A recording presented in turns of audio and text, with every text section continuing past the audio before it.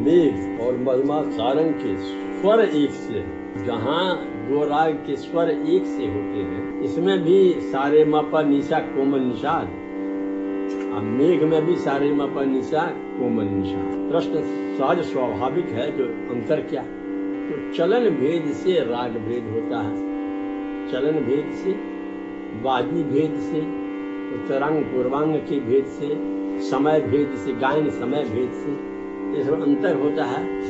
तो इसमें चलन भेद, वादी भेद, राग का गायन समय भेद, स्वर का उच्चारण भेद, ये सब भेद है, सब अंतर है। कैसे? पहले मधुमाद सारंग, रागांग भेद भी है इसमें। मधुमाद सारंग, सारंग अंग का राग, नि सा रे मा पा रे मा पा रे, देखिए रे मा पा रे मा मो है बीच में, रे मा पा रे मा पा मा रे। मैं रुकते हैं कहाँ पर है कि ऋषभ पर, नि सा रे मा पा पा रे मा रे मा पा नी बा मा रे। ऋषभ का उच्चारण जो करते हैं वो खड़ा है, निराश्रित है। निराश्रित का मतलब किसी दूसरे सुर से संबंधित नहीं है।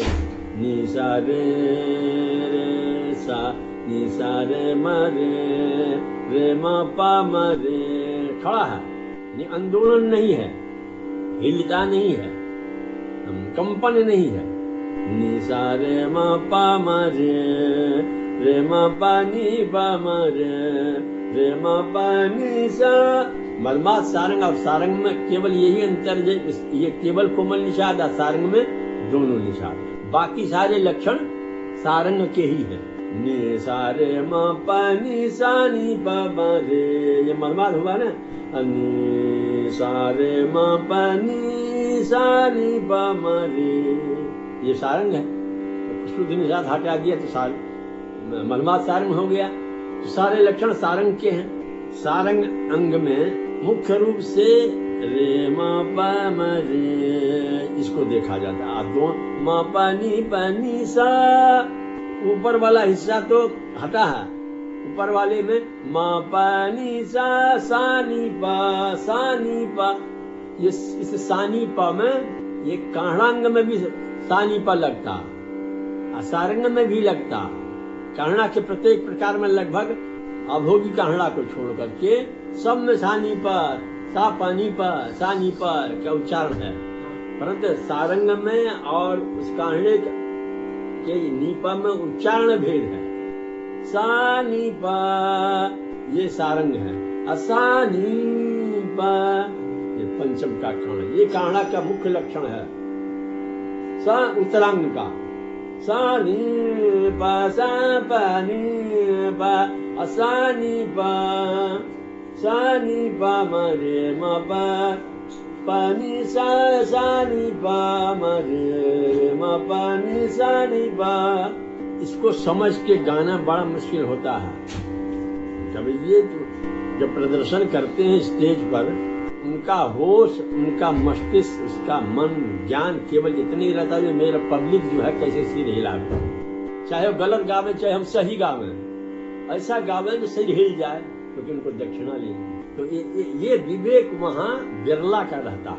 ऐसा नहीं कि ये विवेक रख करके आकर्षण नहीं होता, ऐसा नहीं होता। मगर एक मन का संतुलन जब बिगड़ जाता, अपने ऊपर कंट्रोल नहीं रह जाता, तो ध्यान चला जाता पब्लिक कैसे रीझेगी, तो ये मन की स्थिति बिगड़ जाती। तो कह रहे थे अभी मेघनी की चर्चा नहीं आई है। नि सा रे मा पा मा रे नी पा मा रे सा नी पा मा रे सा, इसमें वादी ऋषभ है, सारंग प्रत्येक प्रकार में ऋषभ वादी है।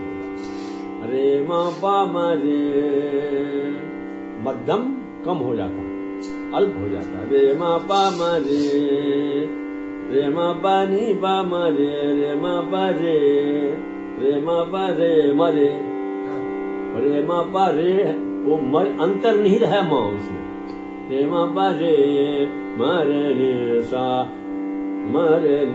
रे सा, ये मनवा सारे हुआ ना।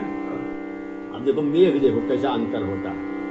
मेघ में यही स्वर है, मगर उसके लक्षण जो है, ये नियम है कि मेघ बहुत पुराना राग, मल्हार के प्रकारों में सबसे पहला राग वर्षा ऋतु से संबंधित मेघ है। उसका ऋषभ और निषाद अंदोलित है। जैसे दरबारी में गंधार अंदोलित होता कानड़ांग में, वैसे ऋषभ और निषाद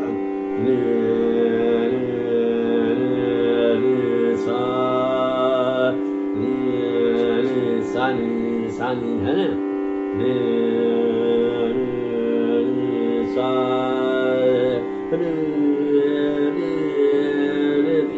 इसका ऋषभ स्वतंत्र नहीं है, मध्यम के आश्रित है। जब तक मध्यम का कर्ण नहीं होगा तब तक मेघ का ऋषभ ही नहीं होगा। जैसे दरबारी में के गंधार में मध्यम का कर्ण नहीं होगा तो दरबारी नहीं, उनका गंधार ही नहीं होगा वो। इसी तरह इसके ऋषभ में यदि मध्यम का कर्ण नहीं है तो मेघ का ऋषभ ही नहीं होगा। सा रे रे रे मा बा बा बा मा रे रे मा मा बा बा मा रे रे रे सा रे सा। ये नी का उच्चारण जो है वो काढ़ा जैसा है। इसके कारण कुछ विद्वान लोग इसमें मानते हैं जो ये काढ़ा अंग, मगर है नहीं, ये बहुत पुराना राग है। इसका लक्षण इसमें हो सकता है साधी, क्योंकि ये ध्रुपद अंग का राग है, ख्याल अंग का राग नहीं है। ख्याल अंग में इस तरह का ये ख्याल में तो दौड़ भाग जहाँ शुरू हुआ कि राग चला जाता छत पर। ध्रुपद अंग में जितनी राग की शुद्धता होती उतना ख्याल अंग में नहीं। का कारण है कि ध्रुपद रुका हुआ गाना है, स्थिर गंभीर। ये तो मीड़ प्रधान राग है। रे रे रे सा सा पा सा रे रे मा बा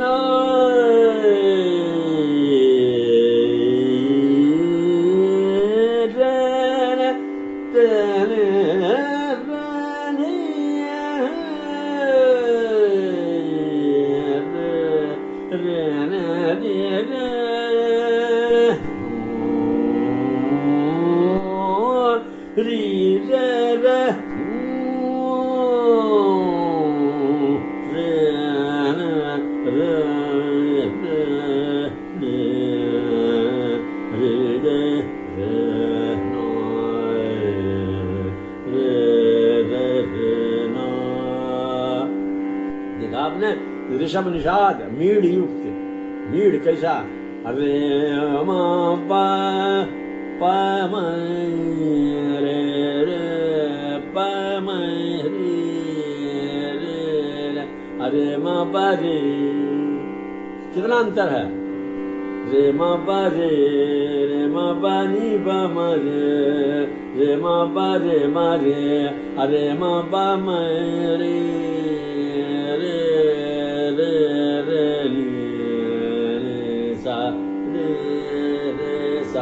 ये अंतर है।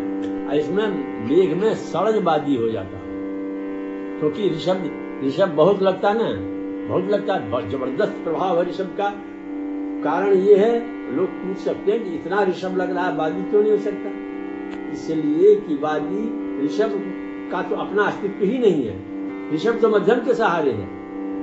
यदि अपने सहारे होता तो बादी हो जाता, मुख्य प्रमुखता उसको मिलती, राजा होता। जब राजा दूसरे के सहारे तो राजा कैसा है? अरे जब मध्यम उसमें नहीं लगा तो वो राग ही नहीं रहेगा, उसका अस्तित्व ही समाप्त हो जाएगा। इसलिए वहां वादी षडज को माना गया, षडज वादी पंचम संवाद। ये हुआ ना, इसी के निशा रे मा पा निशा नि पा मरे सा निशा, मेघ मल्हार भी है। लेकिन उसमें तो मरे प संगति आती है, बस मध्यम वादी हो जाएगा, मरे प की संगत होगी, मरे मेघ मल्हार में मारे रे पा रे मा मल्हार है, बाकी सब मेघ है। सारे लक्षण मेघ के हैं। मरे लक्षण जो है, मरे मल्हार में भी ये मरे जो है का उच्चारण जो है मेघ का लक्षण। मल्हार तो बाद में आया है। मरे पारे मा मरे सारे रे मा मा पारे बा मरे मा गरजन लागी रे बदरा, गरजन लागी रे बदर, विरैन के तीरा राय, गरजन लागी। ये मेघ मल्हार देखा ना, मध्यम चमक उठा। मेघ में मध्यम नहीं चमकता, ऋषभ चमकता। तो मेघ मल्हार मर्माद सारंग में ये अंतर स्पष्ट है। अब अंतर स्पष्ट है, यदि लोगों को इतना अंतर रहने पर भी राग सही गाने की आदत नहीं है, तो उसके लिए यही कहा गया है, यस्य नास्ति स्वयं प्राज्ञा, यस्य नास्ति स्वयं प्राज्ञा, प्राज्ञा कहते हैं ज्ञान को। यस्य नास्ति स्वयं प्राज्ञा शास्त्रं तस्य करोति किम, आलोचनाभ्याम विहीनस्य अदर्पणः किम करिष्यति। इसका अर्थ ये है, जो विद्वान कहता है, जिसका स्वयं ही ज्ञान नष्ट है, शास्त्रं तस्य करोति किम, उसके लिए शास्त्र क्या करेगा भाई। कैसे?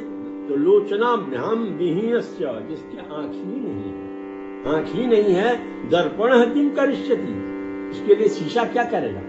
इसलिए जिसके ज्ञान की जो दृष्टि है वो बंद है, तो इतना राग का अंतर बोलने से या लिखने से कोई अंतर नहीं पड़ता है।